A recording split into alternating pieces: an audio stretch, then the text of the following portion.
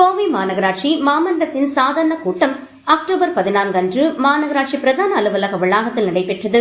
கூட்டத்தின் போது அதிமுக மற்றும் திமுக மாமன்ற உறுப்பினர்களிடையே காரசாரமான வாக்குவாதம் நடைபெற்றது.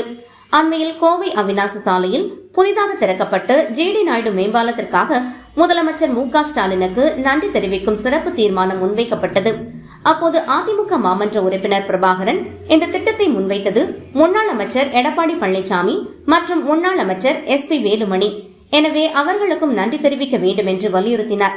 இதனை எதிர்த்து திமுக மாமன்ற உறுப்பினர்கள் ஒன்றிணைந்து கடுமையான வாக்குவாதத்தில் ஈடுபட்டனர். இதனால் சில நிமிடங்களுக்கு பரபரப்பான சூழல் நிலவியது. பின்னர் சிறப்பு நன்றி தீர்மானத்துக்கு எதிர்ப்பு தெரிவித்து எடப்பாடி பழனிசாமி வாழ்க, வேலுமணி வாழ்க என கோஷமிட்டு அதிமுக உறுப்பினர்கள் பிரபாகரன் மற்றும் ரமேஷ் வெளிநடப்பு செய்தனர். பின்னர் செய்தியாளர்களை சந்தித்த அதிமுக மாமன்ற உறுப்பினர் பிரபாகரன், மேயர் பல்வேறு கட்ட முறைகேடுகளில் ஈடுபட்டுள்ளார். மொத்தம் 103 தீர்மானங்களில் 55 தீர்மானங்களுக்கு முன்பே அனுமதி வழங்கப்பட்டுள்ளது. இதில் கையூட்டு நடந்திருக்க வாய்ப்புள்ளது. எனவே இதுகுறித்து விசாரணை நடத்தப்பட வேண்டும் என கூறினார்.